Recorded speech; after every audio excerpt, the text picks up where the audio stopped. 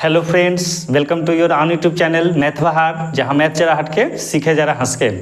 आज हम लोग हंस कर सीखने को तैयार हैं बहुत ही मज़ेदार टॉपिक जो हमारा ज्यामिति से रिलेटेड है। तो आज का हमारा टॉपिक है कोण एंगल। तो चलिए शुरू करते हैं हम आज का अपना टॉपिक कोण एंगल से। तो देखते हैं कोण क्या है। तो एक ही अंत बिंदु वाले दो किरणों के सम्मिलन को कोण कहते हैं। यानी जब दो किरण एक ही जगह आकर के मिलती है तो जहाँ झुकाव उत्पन्न होता है वह उन दोनों के बीच का कोण कहलाता है। तो चलिए हम देखते हैं कोण क्या होगा हमारा।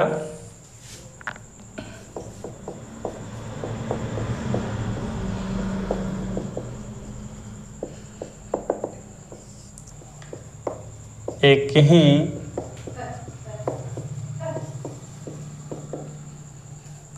अंत बिंदु वाले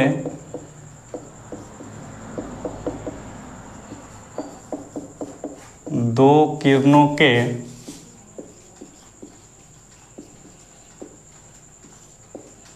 सम्मिलन को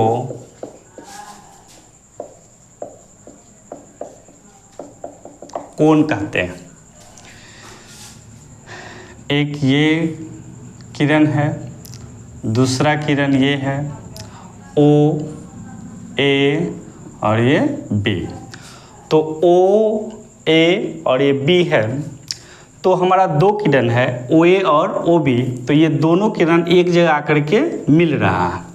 तो यहाँ पे हमारा निर्माण हो रहा है कोण ए ओ बी का। यहाँ पे ये कोण का निर्माण हो रहा है और इस बिंदु ओ को हम कोण का शीर्ष बोलते हैं। और यह ओ बी एक भुजा हो जाएगी और ओ ए एक भुजा हो जाएगी इस कोण का। चलिए आगे हम देखते हैं कोण का प्रकार। तो हमारा सबसे पहला प्रकार होता है न्यून कोण एक्यूट एंगल। वैसा कोण जिसका माप 0 डिग्री से अधिक किंतु 90 डिग्री से कम हो उसे हम न्यून कोण कहते हैं। तो यहाँ देखिए चित्र में हम लोग एक न्यून कोण बन रहा है ए बी सी। तो ये जो कोण है वह 0 डिग्री से अधिक और 90 डिग्री से कम है। तो इस प्रकार यहाँ पे न्यून कोण का निर्माण हो रहा है। आगे हम लोग देखेंगे समकोण राइट एंगल। तो वैसा कोण जिसका माप 90 डिग्री के बराबर हो उसे हम समकोण कहते हैं। ये हमारा जो चित्र है ए बी सी, ये 90 डिग्री का कोण बना रहा है, अतः ये जो कोण है यह एक समकोण है। ठीक है, देखते हैं हम अगला प्रकार अधिक कोण ऑब्ट्यूज एंगल। तो ऑब्ट्यूज एंगल हमारा होता है वैसा कोण जिसका माप 90 डिग्री से अधिक किंतु 180 डिग्री से कम हो उसे हम अधिक कोण कहते हैं। तो अधिक कोण हमारा हो गया, यहाँ पे देख रहे हैं ए ओ बी एक अधिक कोण है क्योंकि इसका माप जो होगा वह 90 डिग्री से अधिक और 180 डिग्री से कम होगा। तो यहाँ पे कोण ए ओ बी क्या है हमारा अधिक कोण है। कोण ए ओ बी अधिक कोण बन रहा है। अगला हमारा प्रकार है रिजु कोण या सरल कोण स्ट्रेट एंगल। तो वैसा कोण जिसका माप 180 डिग्री के बराबर हो उसे हम सरल कोण कहते हैं। यहाँ पे हम देख रहे हैं चित्र में ए ओ बी हमारा क्या है सरल कोण है क्योंकि यहाँ पर ये जो एंगल बन रहा है वह कितना है 180 डिग्री है। चलिए आगे का हमारा कोण है पुनर्युक्त कोण या प्रतिवर्ती कोण या बृहद कोण रिफ्लेक्स एंगल। तो यह हमारा होता है वैसा कोण जिसका माप 180 डिग्री से अधिक किंतु 360 डिग्री से कम हो उसे हम पुनर्युक्त कोण कहते हैं। यहाँ पे हम देख रहे हैं फिगर में कि ए ओ बी जो हमारा कोण है वह यहाँ से चलते हुए इस तरह से आता है। तो ये पूरा का पूरा कोण जो होगा वह 180 डिग्री से अधिक और 360 डिग्री से कम होगा। तो इस प्रकार से ये हमारा पुनर्युक्त कोण का निर्माण करता है।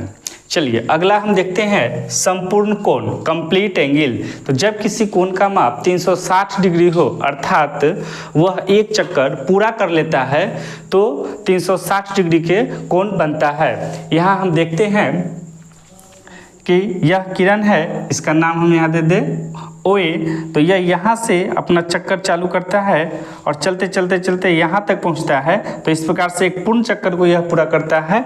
तो यह जो कोण का निर्माण होगा यह 360 डिग्री होगा और इस कोण का नाम हो जाएगा संपूर्ण कोण।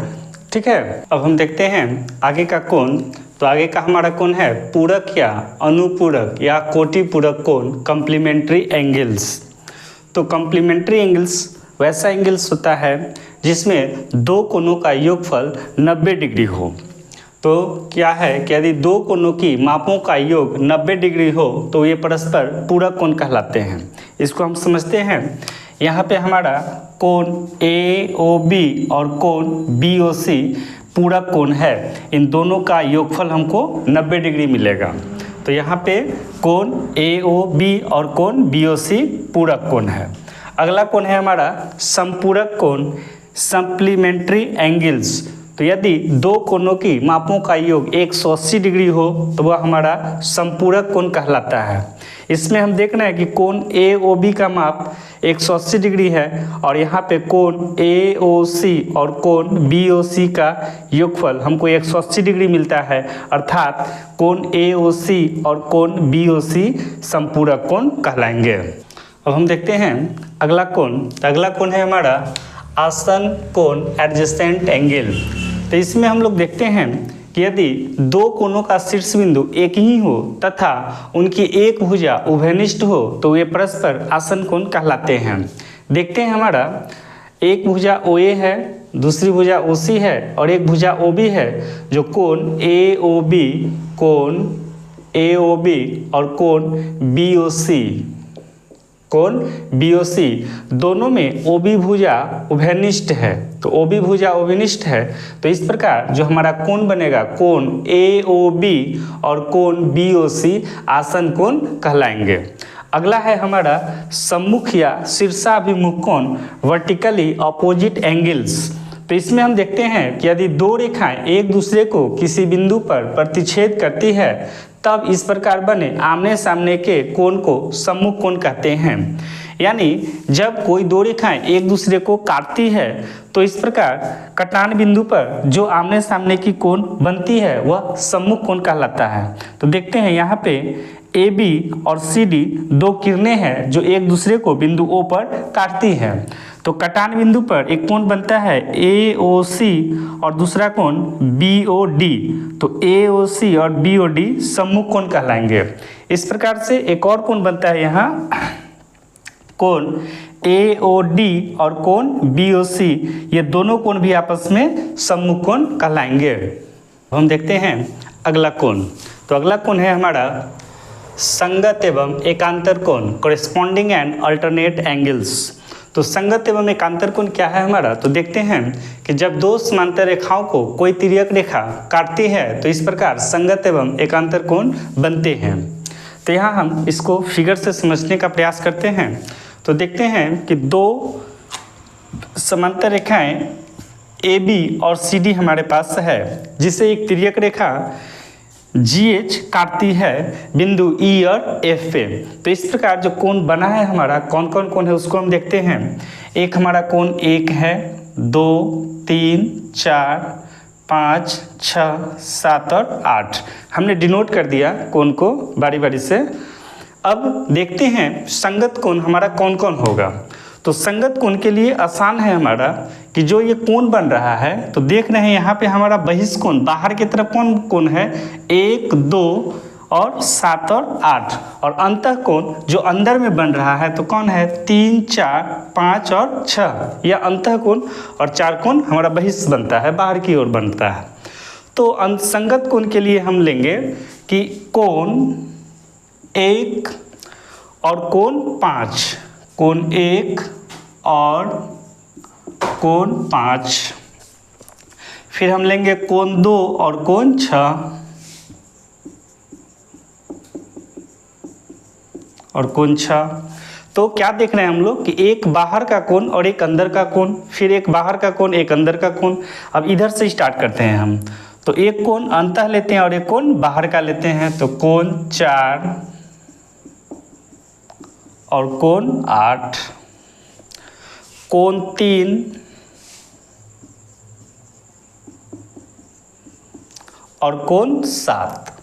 तो हम देख रहे हैं कि एक बाहर का कोण और एक अंदर का कोण, एक बाहर का और एक अंदर का, फिर एक अंदर का और एक बाहर का, एक अंदर का और एक बाहर का लेते हैं, तो इस प्रकार से जो पेयर बन रहा है, कोण का जो युग्म हो रहा है, ये सभी कोण हमारा क्या हो जाएगा, संगत कोण हो जाएगा। ये सभी कोण क्या हो जाएगा, संगत कोण। तो संगत कोण के लिए हमारा है कि हम युग्म लेते हैं, तो एक बाहर का और एक अंदर का युग्म बनाएंगे एक ही तरफ का, तो वो हमारा क्या हो जाएगा, संगत कोण हो जाएगा। अब हमारा दूसरा है एकांतर कोण। तो एकांतर कोण में हम लोग देखेंगे कि इस कोने का और फिर अल्टरनेट इस कोने का जो कोण होगा, यह कोण हमारा एकांतर कोण कहलाएगा। फिर यह कोण 3 और यह कोण 5 एकांतर कोण कहलाएगा। तो एकांतर कोण के लिए हम लोग लिखेंगे कोण 3 और कोण 5 तथा कोण 4 और कोण 6। ये जो कोणों का युग्म बन रहा है हमारा, यह क्या होगा, एकांतर कोण होगा। तो एकांतर कोण हम लोगों ने समझा और संगत कोण हम लोगों ने समझ लिया। इस प्रकार से इतना कोण के बारे में अभी हम लोगों ने जाना।